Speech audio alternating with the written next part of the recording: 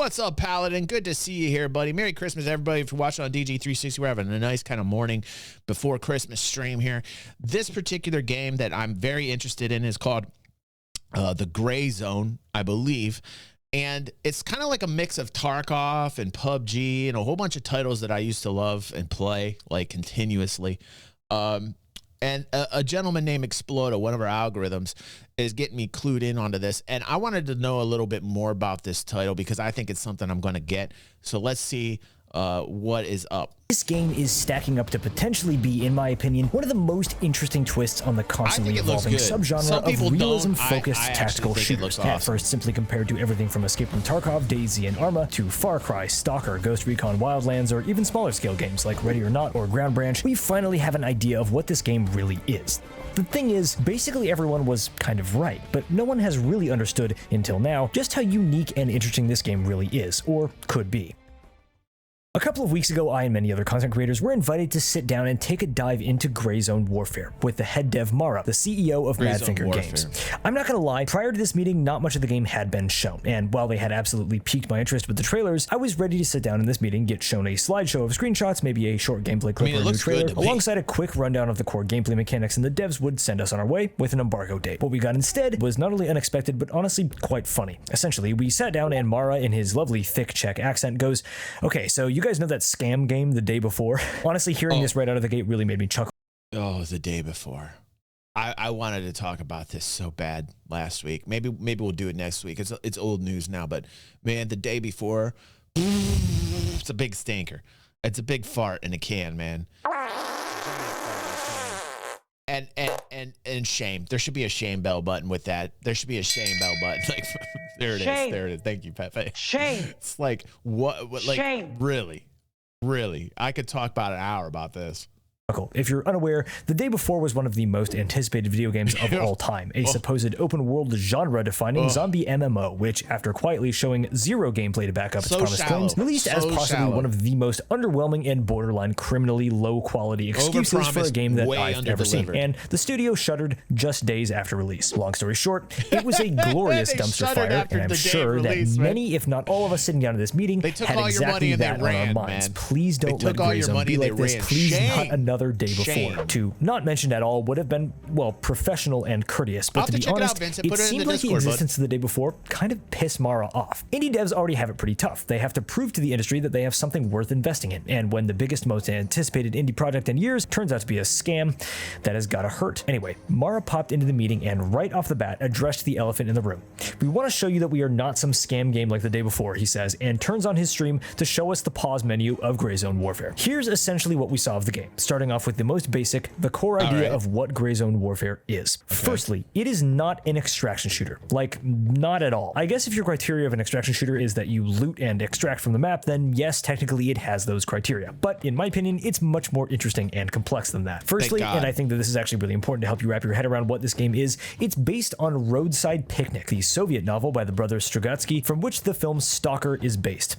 Yes, that Stalker. Basically, the novel was written in 1971 and describes stalkers as people who illegally navigate the forbidden zones, which were visited by extraterrestrials, in order to collect artifacts. The film Stalker, also written by the brothers Strugatsky and directed by Andrei Tarkovsky, follows loosely the same ideas. Stalker, the film, was released in 1982, 4 years before the Chernobyl disaster. The word stalker, taken from the book and film, was appropriated by the urban exploration community, and people who venture into the zone at Pripyat to this day still call themselves stalkers. The Ukrainian game series Stalker wraps the eerily similar fiction and reality of the Chernobyl disaster, the book and the film, into an open... By the way, Stalker, I love it. Stalker awesome, wraps the eerily similar fiction and reality of the Chernobyl disaster, the book and the film, into an open world survival shooter, which is largely responsible for popularizing the subgenre and remains wildly beloved to this day. So, Gray Zone Warfare is based on that same book, not on the movie Stalker and not on the game Stalker. I want to make that very clear because they are not the same thing, but it will help you organize in your head the kind of ideas the core of this game was formulated on. The zone in this case is the quarantine area on Lamang Island, a small country in Southeast Asia based largely on the country of Laos, according to the devs. After a mysterious event wreaks havoc on the island, the UN blockades the area You know, it's got that Far Cry and Tarkov feel combined. It's such a weird, cool combination. You know, like the environments look so rich and lush. I'm really down for just looking at the environments are like fantastic. Forbidding any one country from sending military or humanitarian aid into the zone for fear of an international conflict. PMCs, or private military companies with morally gray motives, set up bases on opposing sides of the zone, all sending operators towards the epicenter of the disaster in order to take control and hopefully score big on the secrets found within. The lore is much more complex than that, so check out my lore video that I just posted if you're interested on the deeper aspects of that. What this means for how the game works is you pick a PMC, one of 3, and you are stationed at one of these fobs on each opposing side of the zone. Again, I can't show you the imagery that we saw, but there were 2 sort of at the top and 1 at the bottom. They weren't exactly equidistant. Scattered around the edges of the map were a number of LZs, or landing zones. This is how you'll get in and out of the map. Hop onto a little bird, which will take you to an LZ, then go out, complete your mission and whatever, head back to an LZ, call the little bird, and wait for it to pick you up. There's no limit to the amount of time that you can be out on the island, but the longer you're out there, the bigger risk, of course. The only way to secure gear that you have on you out on the island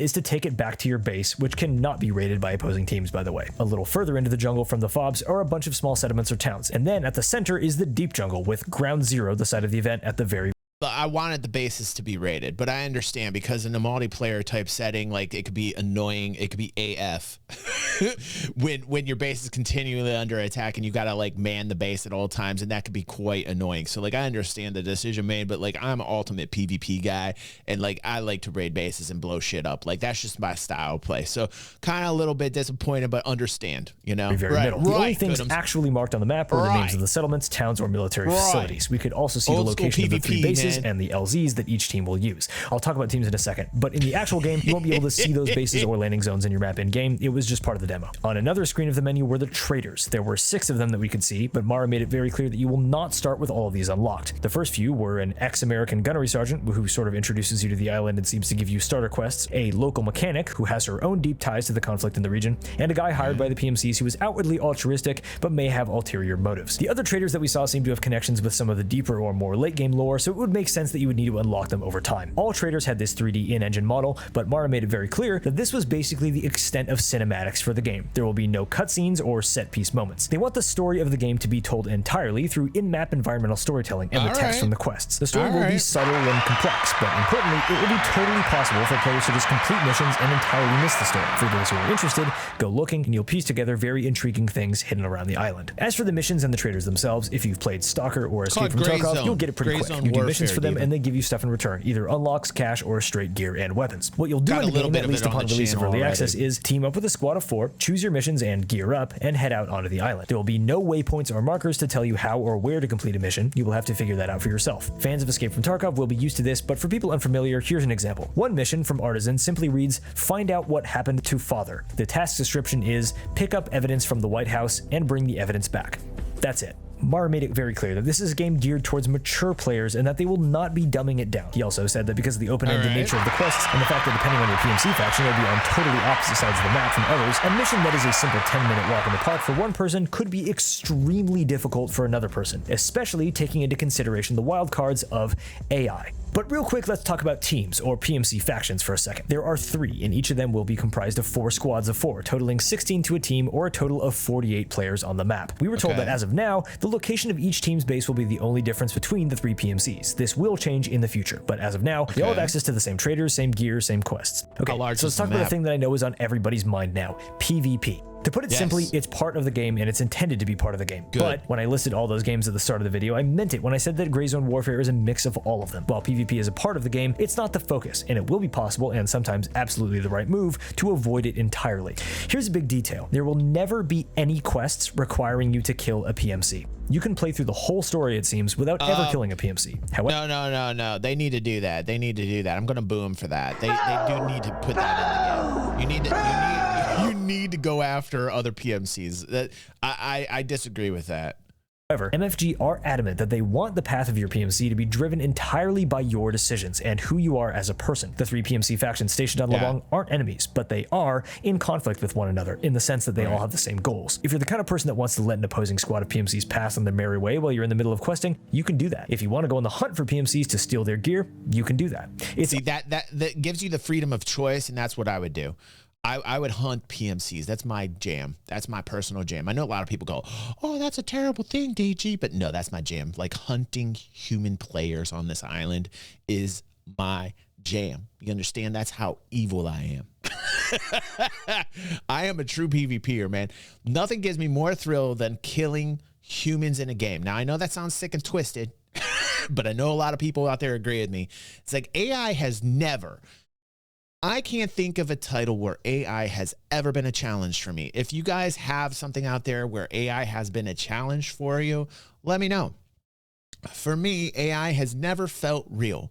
I have never played a title where I didn't know that it was AI. Like, I always know. I always know when it's AI. I never felt like there was an AI out there that made me feel like it was a human. I can't wait for gaming to be like that. I want AI to get to the point where I cannot tell the difference between a human and AI. It has never hit that point. It's never even come close. And that is why I think it's a better achievement to go after human players in a game. That's my jam. That is my jam, and I'm sticking to that. And for people that think that's like, oh, you know, you're a griefer. No, it's not, man. That is not griefing at all. That's a style of gameplay, man. Welcome to the 90s. That's how we grew up. That was a normal way to play games in the 90s before Disney. It's all entirely up to the player who will, if they make the wrong decision, have to face the potentially devastating consequences of doing so. Red Bear, as far as PvE goes, you're going to run into it a lot. They plan to get 8,000 AI running on any given server. I agree with Aether. It is nice that you do get the choice, because there's some people that don't like that style of gameplay. So it is nice that you know what's going to happen, Aether. You know what's going to end up happening. First off, let me read Aether's comment. He says, no, this is good. Give the player ultimate choice. There's no need to force players to go after others. It's forced gameplay. You like in that respect, yes. I would like some missions where it is focusing on going after the PMCs. Think about this storyline though, Aether, right? You're on an island with 3 to 4 other private military corporations. Obviously, you're going to have to go after them in a real life scenario. The reality of the matter is that you're competing for resources on an island, so it makes sense if there was missions going after other human players, other PMCs. In my opinion, it just makes sense, right?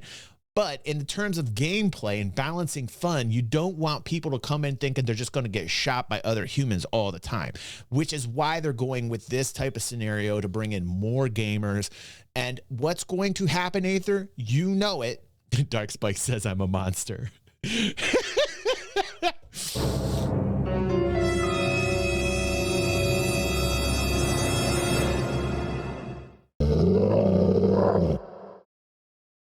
Goddamn right I am. Goddamn right I am. Server at a time. We know that from the lore, there are a number of AI. What's going to happen though, the PvEers that are going in to simply PvE and do the missions are going to get upset at the PvPers. For the PvPers that like to PvP, go after them. It's the time old tale. And it's just so, it just makes me so upset that I like the PvEers that can handle that. I like the PvEers that are strictly PvE, but they can handle the fact that PvPers go after them. Those are my favorite types of PvEers because they got balls. Because they're like, I understand I'm getting in a situation with other human beings playing an online MMO style type game where there can be PvP, and get in there and they get engaged with the PvP force and they deal with it. That I'm going to give applause to those PvE players.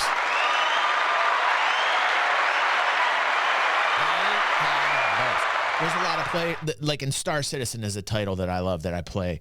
And I love when traders who are PvE traders, and they get into a mode where they're getting hunted by player pirates, by human gaming player pirates, and they handle themselves. Love it. Love those types of PvEers.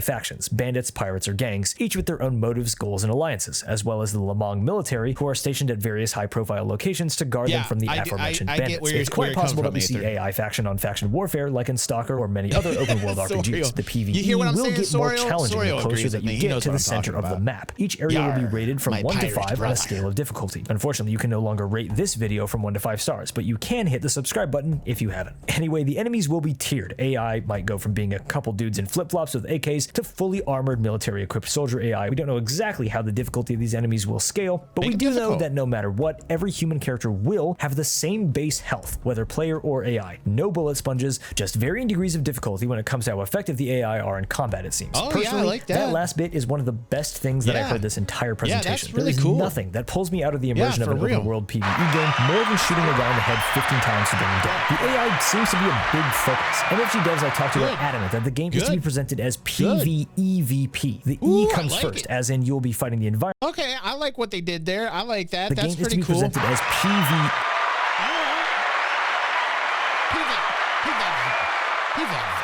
EVP. The E comes first, as in you'll be fighting the environment a lot more than you will be fighting other players. As far as taking them on, the devs have said that they will not be pushovers or just a way to pass the time on the way to PvP. They are intended to be a legitimate challenge, enough so that venturing out into the zone by yourself will be greatly dissuaded. Having at least one person to watch your back, provide cover, or, should you go down, provide first aid is going to be seriously important. On that note, let's talk about the health system, because it's insane. A comment left on one of my videos on GCW a while back made a great comparison actually. The health system in this game is a lot like the damage system in War Thunder, but for the human body. Here's how Mara broke it down. The body is segmented into limbs, the upper and lower arms, thorax, abdomen, neck, head, etc. We've all seen this before, but then within the body, we can see bones, organs, basically everything that should be there. On the demo screen we saw, you could actually see what looked like arrows for where you could turn the 3D model around to inspect the body from all sides, which you very well may need to do, because here's what happens when you get shot. Based on the kinetic energy of the projectile, the velocity it's traveling, and how it interacts with the various armor and clothing materials and then the flesh underneath, it will create a cavity. This can lead to loss of blood, which will cause weakness or dizziness if over 15% of the blood is lost, or with enough energy, the projectile may break bones or cause damage to the organs. If over 50% of the blood is lost, the player will enter a coma. Another player will then have 2 minutes to stop the bleeding and administer a blood transfusion, or the player will... Wow, this seems in-depth. I'm digging this. I've always seen developers promise the type of style of gameplay and never have they delivered. So if they can deliver this, that would be over the top. I'd definitely like this system. Will die. If a vital organ is damaged enough, the player will die. So yeah, this might be one of the most complex and in-depth health systems that I've ever... And no title has pulled this off yet. No title, in my opinion, has actually made this type of gameplay stellar. None. Seen in a game that is not literally a simulator. Every consumable item that we saw seemed to have its own animation, and we could actually see the player character begin to get dizzy from lack of hydration as Mara stood with his character in the middle of the street while he was talking. However insane all of this may sound, Mara made it clear that the healing system was at the end of the day gamified, and was about experiencing the intensity and reality of a combat situation in as fun of a way as possible. He made the joke that if the game were truly realistic, one would have to be sent to the hospital to recover for 3 months, or that damage to the brain would permanently hinder the player's coordination or intelligence. So yeah, like you want to balance the fun. That's always key. That's always key. You don't want to ultra realistic. You're going into the hospital, you're laying in a bed for 3 months type deal. You know what I'm saying? It's always about balancing it. But I've never truly seen a system in which I've actually enjoyed the damage. So if they can deliver on this, I'd say they're already up amazingly above other titles if they can do it. They know what they're doing. I don't think they're going to deliver on it because I've never seen anybody deliver on by creating a on complex and involved health system, create combat scenarios where decision making is actually key. Rash, risky, or haphazard plays are potentially devastating, and players are rewarded for their planning, coordination, and intelligence. The tagline that the devs have used over and over again in the materials that they've sent us is "Every move matters," and I think that everything that we saw in this demo points towards a game developed with this concept as a core tenet. Every move matters. Every move matters. Every move matters. So much of the shooter genre, even the tactical or quote realistic military simulator ones, revolve around portraying tactical combat or operator aesthetics in a gritty and grounded feeling way, while essentially bypassing, if possible, the requirement that the player actually make tough decisions they come to regret. At the end of the day, people get on games mostly to have fun, to have some sort of power fantasy, or for a sort of release into an otherwise unobtainable experience. If MFG are successful in what they're trying to do, I actually think that they are doing the same thing with Gray Zone Warfare. This game isn't just being designed to be the most punishing game you've ever played. What it is trying to do is set as close to real-world parameters as possible for what warfare is really like in the modern day for a private military contractor. Not a lone loot-hungry gunman like the PMCs of Escape from Tarkov, or a badass operator assassin like what we see portrayed in more mainstream gaming media. Rather, it sets the rules in place, says, here are your goals, here's what might get in your way, here are the risks involved. How each person faces that will rely entirely on who the person behind the gun is, and what decisions they decide to make. Whether to shoot, whether to hold fire, whether to kill or make someone surrender, whether to heal yourself yourself or a bleeding squad mate first, or whether to abandon an ally in order to save one's own life. Every move will matter, or at the very least, have an irreversible outcome. I'm mostly stuck to talking about what we saw of the game itself here, to give you an idea of what Gray Zone Warfare will be. Real quick though, I do want to touch on the devs themselves and some of the questions or concerns that I might have about what I saw. Firstly, if you're at all hesitant about what you just heard, given the recent track record of ambitious indie titles, you should be. But I think it's important to note how good MFG's track record is. This is an independent developer founded over 10 years ago with multiple award-winning shipped titles under its belt, and a community of longtime fans. Every video that I've made mentioning Madfinger Games in relation to Gray Zone Warfare has garnered a number of comments from people pleasantly surprised to hear their name pop up, having played and greatly enjoyed their mobile titles over the years. I really want to point out that this is not anything to scoff at. In the PC gaming space, mentions of mobile gaming brings forth everything from tentative wariness to downright negativity. Setting aside the superiority complex of PC gamers, there is an idea that mobile gaming in some way represents a dilution of the art of video games, that they are platforms to sell children's skins and coin packs, stripping away the soul that gamers. Yes. I mean, like, yes. Well, what's the argument? It's simply yes. You know, like, come on. Find so dear to them. I want to address firstly the issue of monetization, as many, myself included, have argued microtransactions of any kind are a very slippery slope when it comes to the tactical loot-based shooter or extraction genre. Well, a recent Q&A has confirmed that the game will be a premium title, aka a paid game, with no microtransactions. Can't say that I am not very happy to. I'll believe that when I see it. I'm going to reserve judgment on that one, man. Are you kidding me? Everybody ends up doing that shit. Everybody. Hear that. Secondly, some may be wary of a PC title as ambitious as this being developed by a studio known for mobile games. Well, yeah. I did my research. A mobile game company that's not going to charge you like that, get out of my, like, they're promising you, they're like, they their bread and butter is mobile gaming, and they're not going to do it on their first big PC title. Here, and MFG's team does not have a one-track background. We have multiple developers and staff with well-known ship titles under their belts, everything from Mafia 2 and 3 to Kingdom Come Deliverance, as well as alumni of Bohemia Interactive, the developer of Arma and DayZ. It's safe to say that unlike some ambitious titles we've seen come and go recently, these devs are real, they have a reputation to uphold, and they are taking this project very seriously. A great sign of this can be found in the degree of openness that they've had with their community since the announcement of Gray Zone. While engaging with content creators in the community is obviously a boon to their own marketing, the fact that they seem so utterly open to suggestion, criticism, and feedback is a very, very good sign, especially when it comes to what kind of game they're trying to build here. Mara made a very clear point that they will not be spending exorbitant amounts of money on marketing the game. There will be no CG trailers, no grand events. They don't need to. They have. Listen, if you're doing the game right, nobody needs to spend the money in marketing anymore because we do it for them. Which is shameful because the people that are actually promoting these titles and most of the ones out there that become popular are people like myself and others that are reporting on it. And what happens with us? We don't get any kickback for that. They're getting free marketing rev basically from us. And nothing's coming down the pipe when it comes to like actually helping out those people that are giving them the free marketing, is it? No. That YouTube cut. They take that YouTube cut. Like, give me a break, man. It's like the people like us, we're the last on the totem pole, man. We get shat. Help. They don't need to. If it's a good game and these devs are making something good that looks interesting, a lot of the times all of the marketing is just done by us and they don't have to spend a penny. That doesn't ever translate to helping out the people that are actually promoting their game for free. Never. Doesn't ever quantify to help us out, does it, Erad? Erad's laughing because he knows exactly what I'm talking about. Pardon me while I get on my soapbox and I stand up for content creators out there that are actually doing this for free, and we don't see anything coming in additional from us, from YouTube or advertisers or anybody. We just get shat upon 24/7, man. That kind of makes me a little bit upset. But anyway, if it looks decent and the gameplay looks magical, they don't need to spend any money anymore. It's not the world that we're in anymore, man. Is going towards developing the game in one way or another. I do want to touch on one thing. We did not get a look at combat or player versus player interactions of any kind during the demo, and what we saw of the gameplay was very limited. The lack of live gameplay footage we've gotten of ZZW is in a way both concerning and reassuring. On the one hand, the more that we see of the game, and obviously the sooner we can actually get our hands on it, the sooner we can give feedback on how it feels and where it needs to grow. All right. I got the gist of it. I got angry right there. I'll put all the information down below. Let me link it again for everybody that is in our live chat. And if you are watching this as a highlight on YouTube, go down to the description. I'll put some links down there for this title. It's something I am actually looking forward to and will most likely get. Pepe, next.